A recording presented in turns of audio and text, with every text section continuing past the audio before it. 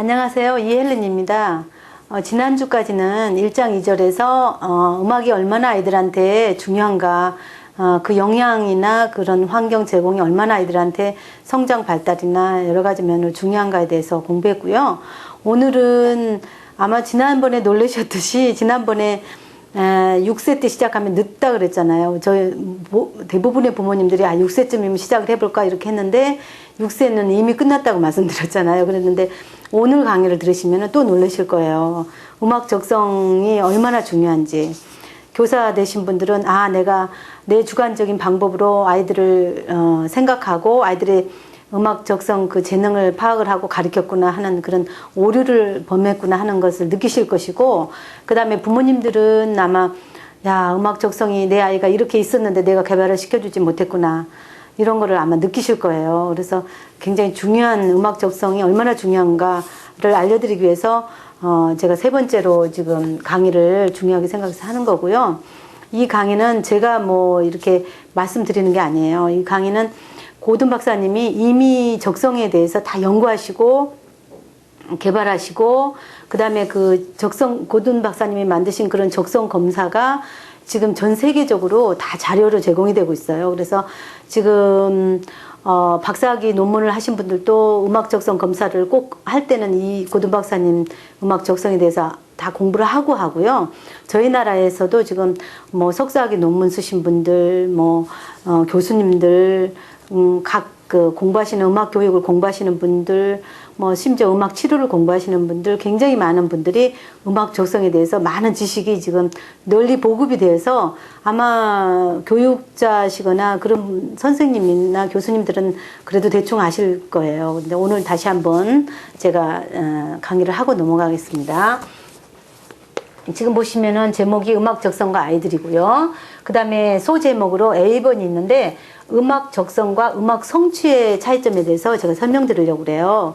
그런데 보통 어머니들이 음악 성취나 음악 적성에 대해서 약간 혼동을 하실 수도 있고 뭔가 알 거는 같은데 잘 구분이 안 간다고 하시는 분들도 계실 거예요. 그래서 오늘 제가 말씀드리고 싶은 것은 먼저 음악 적성은 아이가 음악을 배울 수 있는 그런 잠재 능력을 가지고 태어난 거예요. 응애하고 태어났을 때부터 그 잠재 능력을 가지고 태어난 건데, 이거는 출생 전에 그 아이가 얼마나 음악적인 그런 퀄리티가 높은 그런 음악적인 환경을 접했는가, 그 다음에 산모가 얼마나 그런 환경에서 태아의 그런 반응 같은 걸 많이 자극시켰는가에 따라서 음악 적성이 결정이 난다고 봐요. 그래서 지금 음악 적성 같은 경우는 내적인 그런 반응이라고 볼 수 있죠. 내적으로 가지고 나온 건데,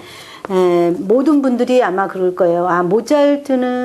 모차르트 아버지가 음악가이기 때문에 그렇게 유명한 그런 천재적인 모차르트가 나왔고, 그 다음에 바하 같은 경우는 바하의 그런 아버지, 할아버지들이 또 음악가이기 때문에 바하 같은 인물이 나왔고, 또 바하가 음악가이기 때문에 그 아이들 후손들도 음악가가 많이 나오지 않았을까, 이런 생각을 해서 이제 음악 적성이 유전적으로 물려 내려와서 부모한테 받은 적성이 아닌가 이렇게 생각을 하실 거예요. 그런데 저도 놀랐지만 고든 박사님은 그것이 아니라고 지금 말씀하셨어요. 왜냐하면 음악 적성은 어디서 나온지는 알 수가 없지만 어떻게 가지고 나올 때 부모님이 물려준 그런 그 유전이 아니고, 그 다음에 어쨌든 자기가 가지고 나온 적성이에요. 그래서 이거는 부모님이 물려줘서 예를 들어서 그거를 증명할 수 있는 그게 참 많아요.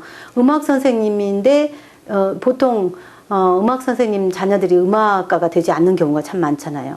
그런데 부모가 또 음악가가 아닌데 천재적인 음악적인 그런 재능을 갖고 음악가로서 탄생되는 그런 사람들도 있어요. 그런 걸 보면은 고든 박사님 연구하신 그 연구가 굉장히 그 확신이 간다는 생각이 들고, 그 다음에 또 왜 바하나 모차르트 같은 분들이 후손들이나 그 선조들이 음악 관련된 일을 했는가 보면은 제가 이제 설명드린 걸 보면 아마 아실 거예요. 그분들은 후천적인 그런 영향을 많이 받은 경우도 있거든요. 그래서 음악 적성은 아이가 응애할 때 가지고 나온 적성이에요.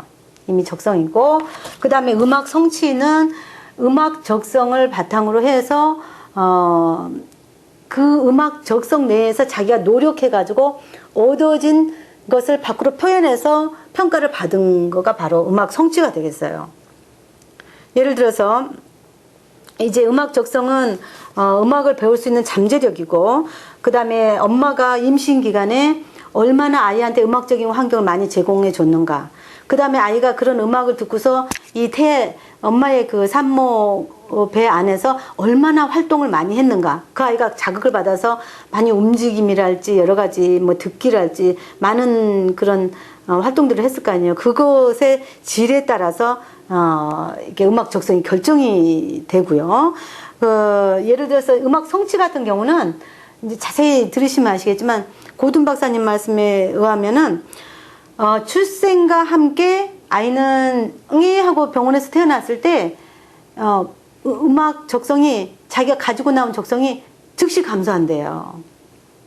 왜냐하면 그 병원에서 분만실에서 음악이 들려지지 않잖아요.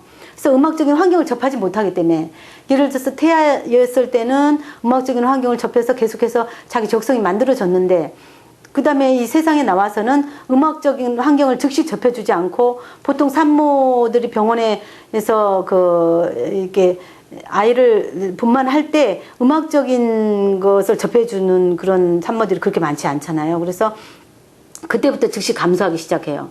그 다음에 집에 와서도 아이 이렇게 돌보고 하고 이거 하는 동안에 음악적인 환경을 접해주지 않잖아요. 그래서 즉시 계속해서 감소된다는 거예요. 그래서 출생 후부터 계속해서 언제까지, 생후 2세까지는 굉장히 급속도로 아주 급격히 감소되거나, 아니면은 이제 자기의 그 성취에 맞춰 자기 적성에 맞게 또 다시 감소된 것이 급속히 올라가거나, 이런 두 가지 아주 굉장히 빠른 속도로 올라가거나 빠른 속도로 내려간다는 거죠, 음악 적성이.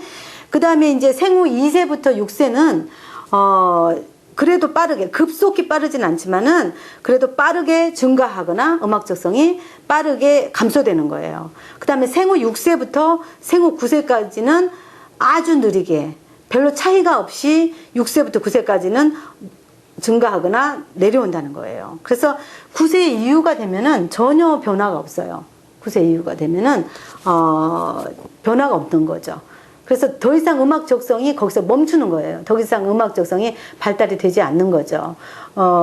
그리고 여기 보면 이제 그렇기 때문에 음악 성취는 내가 가지고 나온 음악 적성을 가지고 그 다음에 내가 노력해서 얻은 것을, 배운 것을 이제 나타내서 보여주는 거. 그것이 바로 음악 성취가 되겠어요. 그래서 음악 성취가 높다고 해서 음악 적성이 높은 건 아니에요. 왜냐면은 음악 적성이 만약에 10이 최고라고 한번 해봐요. 그러면은 10이 최고인데, 5인 적성을 가진 사람이 예를 들어서 7을 가지고 나온, 제가 잠깐만요, 그 펜을 좀 가져와야 되겠는데, 제가 아무래도 이 마커를 사용해서 말씀드리는 게 좋을 것 같아요. 태어나올 때 A라는 아이는 10이라는 최고의 음악 적성 중에서 예를 들어서 7을 가지고 태어났다고 한번 가정을 해봐요. 그 다음에 이제 B라는 아이는 5를 가지고 태어났다고 가정을 해봐요. 그러면은 이제 출생 후부터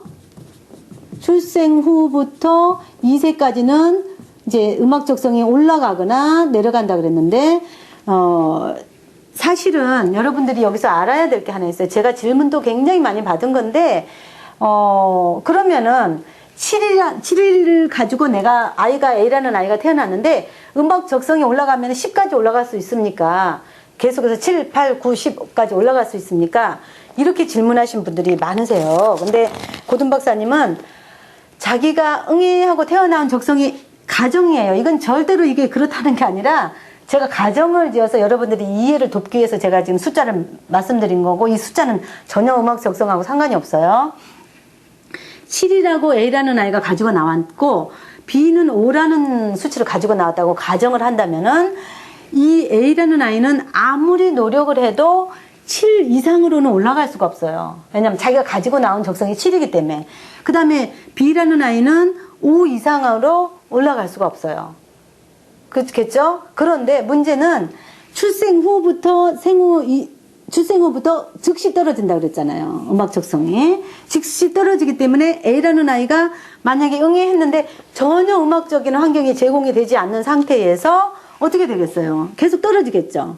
가정을 한다면은 예를 들어서 7에서 뭐 6이 된다든지 5가 된다든지 4가 된다든지 떨어지지 않을 거 아니에요. 이 수치는 전혀 상관이 없지만 그 계속 떨어진단 말이에요.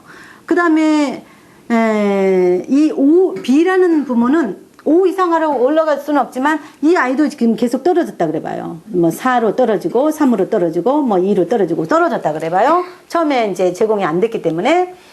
그런데 만약에 이제 이 A라는 부모는 계속해서 떨어지고 B라는 부모는 음악을 굉장히 좋아해요. 그래서 음악을 좋아해서 노래를 들려주고 음악적인 환경을 제공을 해서 이 떨어진 것이 거꾸로 다시 2에서 3으로 올라가고 4로 올라가고 계속해서 올라가는 거예요. 근데 여기는 계속해서 3으로 떨어지고 이렇게 떨어진단 말이에요. 그러면은 이때 누가 더 높겠어요? 이 아이가 3까지 떨어졌었고 얘는 4로 갔다가 5까지 맥시멈으로 올라갔다 했을 때는 누가 더 높겠어요? 결국은 A는 적성을 많이 가지고 나왔지만 B보다 적성이 줄어든 거예요. 그렇겠죠? 그러면 B는 적성을 적게 가지고 나왔지만 A보다는 적성이 높은 거예요. 그런데 여기서 성취라는 거는 음악 성취라는 것은 음악 적성에다가 플러스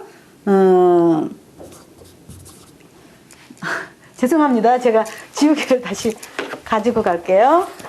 제가 준비를 미리 했어야 될 텐데 죄송합니다. 그래서 지금 여기를 잠깐 이제 지우겠어요. 여기 지우고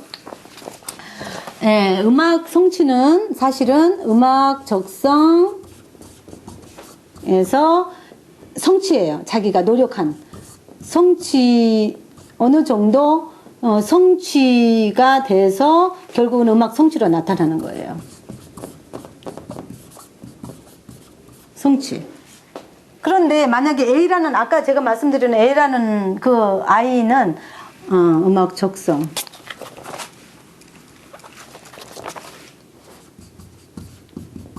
만약에 성취를 안 시켜줬단 말이에요. 환경을 제공하지 않아서.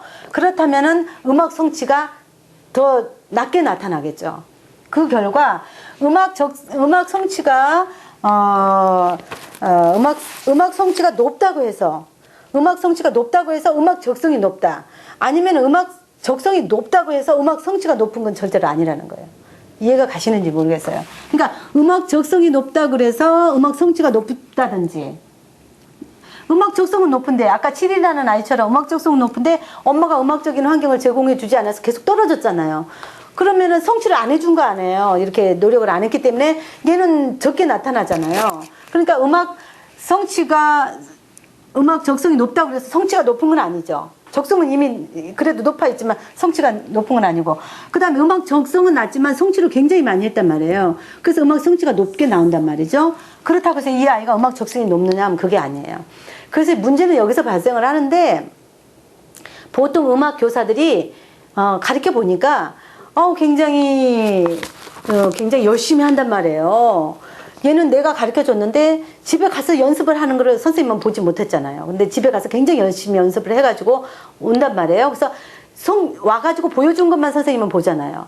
그래서 선생님이 봤을 때 무척 잘해요. 그래서 얘는 굉장히 음악 적성이 높겠구나 이렇게 생각할 수도 있고, 또 어떤 아이는 음악 적성이 굉장히 높은데 집에 가서는 음악을 안 하는 거예요.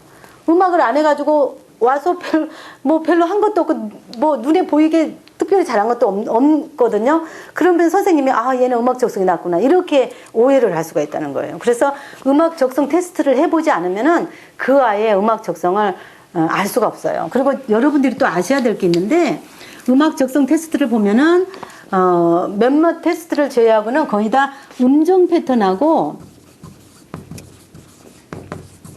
리듬 패턴에 대한 그런 그 테스트가 많아요. 그러면은 음정 패턴이 그러니까 어떤 아이가 음정 패턴이 높다고 해서 리듬 패턴이 높은 게 아니에요. 그 다음에 리듬 패턴이 높다고 해서 음정 패턴이 높은 게 아니에요.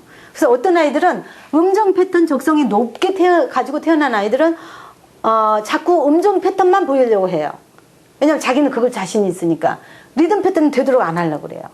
그런데 리듬 패턴이 또 좋은 애들은 리듬 패턴만 상대방한테 보여주려고 해요. 왜냐면 자기는 리듬 패턴을 잘하니까 음정이 약하니까 안 보여주려고 하거든요. 그러면 선생님이나 부모가 봤을 때는 어떻게 해요? 얘가 음정 패턴을 잘하니까 얘는 음악 적성이 높구나. 얘는 굉장히 음악에 재질이 있어. 좀 음악가로 키울 수 있겠어. 이렇게 오해할 수가 있다고요. 사실 리듬 패턴이 낮은 건 생각을 안 하고. 그 다음에 리듬 패턴이 높은 애 보고도 마찬가지로 그렇게 생각을 할 수가 있는 거죠. 그렇기 때문에 음악 적성 테스트를 이제 하고서 이제 하는 건데, 뒤에 이제 음악 적성 테스트 필요성이 제가 먼저 지금 설명을 했네요. 그래서 음악 적성 테스트가 필요한 게 이제 그런 요소가 하나 있고요. 그 다음에 이제 예를 들어서 음악 적성을 해서 높은 건지 낮은 건지 이제 그거를 구분을 해서 아이들을 이제 발견을 하는 것도 중요하고, 거기에 맞춰서 그 아이의 적성 능력에 맞춰서 가르치는 게 굉장히 중요한 것도 있겠지만, 이 개별 수준에 맞춰서, 예를 들어서 그룹으로 수업을 한다 하더라도 개별 수준에 맞춰서 그 아이를 지도할 때는, 예를 들어서 음정 패턴이 높은 아이인데 리듬 패턴이 낮다. 그러면 리듬 패턴을 더 강조해서 그 아이를 해서 밸런스를 맞춰줘야 돼요. 예를 들어서 리듬 패턴은 높은데 음정 패턴이 낮다. 그러면 음정 패턴을 높여서 또 음정 패턴하고 리듬 패턴과 균형을 이루도록 해주기 위해서 선생님이 수업 자료를 준비하기 위해서 필요한 거예요. 그 다음에 또 세 번째 왜 이 테스트를 지금 해야 되냐면은, 예를 들어서 이제 선생님이 이제 반에서 이렇게 그룹으로 가르치잖아요. 그러면은 보통 평균에 있는 아이들을 대상으로 선생님이 가르치는데, 그렇게 되면은 만약에 적성이 높은 아이들은 어떻게 생각했어? 아우, 너무 시시하다. 아유, 음악이 뭐 이래. 재미도 없네. 아, 싫어. 나는 음악 안 배울래. 이렇게 할 수도 있어요. 실증을 낸다는 거죠. 그 다음에 또 평균 이하의 아이들이 있는데, 그 아이들은, 평균 이하의 아이들은 또 어떻게 생각했어? 아유, 음악이 왜 이렇게 어려워. 이렇게 어려운 거 나한테는 안 맞아. 배우기 힘들다. 이렇게 또 단정을 짓거든요. 그러니까 각자의 개인의 그 적성을 맞춰서 높은 아이는 높은 수준으로, 낮은 아이는 낮은 수준으로 해주는 게 좋겠죠. 그리고 이제 그 다음에 음악 적성 테스트의 종류가 있잖아요. 근데 음악 적성 테스트의 종류도 간단하게 설명을 드리면은, 여기서 중요한 거는 발전적 음악 적성하고 그 다음에 고정적 음악 적성이 있어요. 여러분 이 글씨가 보이나요? 보이는지 모르겠어요. 그런데 이 발전적 음악 적성은 구세가 굉장히 드로우 라인이에요. 드로우 라인. 구세가 됨으로 인해서 고든 박사님이 말씀하시기를 아까 뭐라 그랬어요? 0에서 2세는 올라가거나 내려가고, 그 다음에 2세에서 6세는 좀 빠르게 내려가고, 그 다음에 6세에서 9세는 거의 눈에 띄지 않게 올라가거나 내려간다 그랬는데, 9세가 되면은 멈춘다 그랬잖아요. 그래서 여기는 음악 적성에 변동이 없어요. 9세가 되면은 변동이 없어요. 변동이 없기 때문에 9세 이전에 적성 검사를 하는 것을 발전적 적성 검사에 들어가요. 이렇게 발전적 적성 검사가 있고, 그 다음에 9세 이후에 검사를 하는 것을 고정적 적성 검사라고 하거든요. 그래서 지금 발전적 음악 적성 검사를 분류해 보면은, 지금 보시면은 OD가 있어요. OD는 생후 3세하고 4세하고 하는데, OD는 어디에 들어가겠어요? 발전적 음악 적성에 들어가고, 그 다음에 PMMA라는 그런 적성 검사가 있는데, 이거는 유치원에서 초등학교 3학년까지예요. 그래서 아직 초등학교 3학년은 아직 이제 9세 이전이기 때문에 발전적 음악 적성 검사에 들어가요. 그 다음에 IMMA라는 그 적성 검사가 있는데, 이거는 초등학교 1학년에서 4학년까지 하는 거예요. 이것도 마찬가지로 발전적 음악 적성 검사에 들어가고요. 그러면은 고정적 음악 적성 검사는 뭔가? 이제 고정적 음악 적성 검사는 생후 9세 이후에 고정적인 그런 적성 검사를 하는 건데, AMMA라는 게 있는데, 이거는 중학교 1학년에서 3학년 사이에, 중학교 1학년에서 고등학교 3학년 사이에, 그 음악 전공자도 할 수 있고 비전공자도 할 수 있는데 중학교 1학년에서 고3 사이에 있는 아이이기 때문에 고정적 음악 적성 검사에 들어가고, 그다음에 MAP라는 게 있거든요. 이거는 음정 패턴하고 리듬 패턴만 하는 게 아니라 굉장히 많은 종류의 적성 검사를 하고 전공하는 아이들을 위해서 지금 하는 거기 때문에 이것도 마찬가지로 고정적 음악 적성 검사에 들어가요. 지금 제가 말씀드린 게 아마 정리가 안 되실 거예요. 도대체 뭔가 이건가 저건가 하는데 그 책에 보면 다 나와 있거든요. 그래서 제가 간단하게 말씀드리고 책을 보시기 바라고요. 그 다음에 이제 D번에 보시면 음악 적성과 아이들의 창작 능력, 인식 능력, 가정 환경, 학교 환경 이런 관계를 고든 박사님께서 또 이렇게 연구를 하셨어요. 그래서 고든 박사님께서 연구를 해보니까 음악 적성과 아이들의 이런 창작 능력 이런 건 어떤 관계가 있는가 이제 결과를 제가 말씀드리겠는데, 보면은 어려서 음악 그런 환경을 마련해주고 음악 지도를 받아서 음악 적성이 높은 아이들은 나중에 보니까 창의력이 굉장히 높아요. 높은 창의력을 가지고 그 다음에 인식 능력도 높다 이렇게 결과가 나왔어요.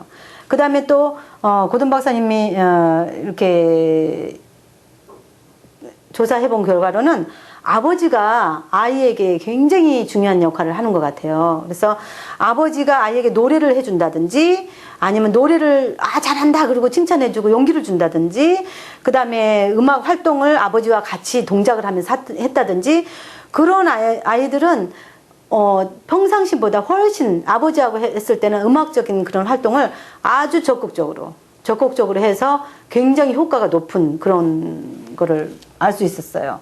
그 다음에 이제 세 번째, 예를 들어서 아이가 악기를 주위에서 쉽게 접했을 때, 이제 악기가 노출이 돼 있을 때, 예를 들어서 어렸을 때는 리듬 악기, 뭐 드럼이랄지, 트라이앵글이랄지, 뭐 캐스터넷이랄지, 이런 악기들, 뭐 리듬 막대랄지, 뭐 여러 가지 소리 날 수 있는 그런 리듬 악기나 아니면 뭐 사일로폰이랄지 무슨 그런 예를 들어서 그런 멜로디 악기나 아니면 조금 아이가 잘하면은 피아노나 아니면 뭐 바이올린이나 뭐 좀 큰 아이들은 그런 경우가 되겠죠. 그런 아이들, 이런 학교에서 뭐 음악실에 여러 가지 구비가 돼 있다든지 이렇게 음악 악기를 접해준 그런 데 있던 아이들은 굉장히 높은 음악적인 태도를 보이고 음악에 대한 호기심을 가지고 하고 싶어하는 그런 것을 알 수 있었어요. 그 다음에 학교에서 선생님 태도를 보면은 지금 가정환경 같은 경우는 아버지의 굉장히 환경이 많이 좌우한다 그랬죠. 그 다음에 학교 환경 같은 거 보면은 선생님이 굉장히 중요한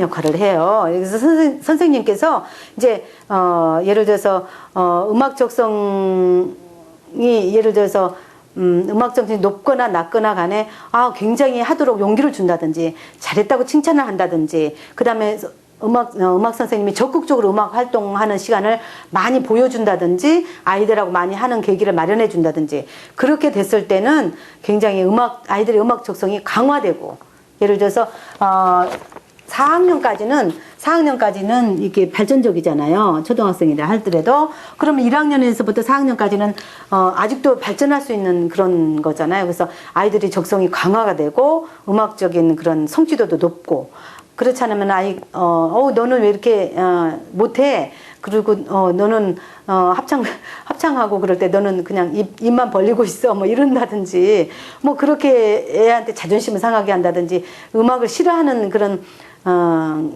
선생님 태도를 보였다, 그렇게 했을 때는 그 선생님 자체가 음악을 좋아하지 않았다든지 이런 경우에는 아이가 적성이 오히려 내려가고 음악적인 그런 의욕도 떨어지고 그런 거를 볼 수가 있었어요. 그래서 이제 정리를 하자면은 음악 적성은 타고나는 거고, 음악 성취는 음악 적성을 타고난 것을 기반으로 해서 성취한 거고, 음악 적성 테스트가 왜 필요한지 아시겠죠? 꼭 필요한 거고, 그 다음에 음악 적성 테스트의 종류가 이제 발전적이라는 거. 9세 이전에, 9세 이후는 고정적이라는 거. 그 다음에 음악 적성과 아이들의 그 창작 능력. 음악을 많이 접해주는 아이들은 창작 능력이 높고 인식 능력이 높아지고 가정 환경에 영향을 굉장히 많이 받고, 가정에서 아버지가 뭐 음악에 전혀 안 했다, 엄마도 음악을 싫어한다 그러면 아이도 음악 적성이 내려갈 뿐만 아니라 음악에 흥미가 없고, 이런 것들을 봤을 때 음악 적성이 굉장히 올라갈 수도 있고 내려갈 수도 있기 때문에 굉장히 중요하다는 것을 여러분에게 설명드렸습니다. 그래서 오늘은 이 정도로 마치고요. 이제 다음 주에 또 다시 뵙겠습니다. 안녕히 계세요.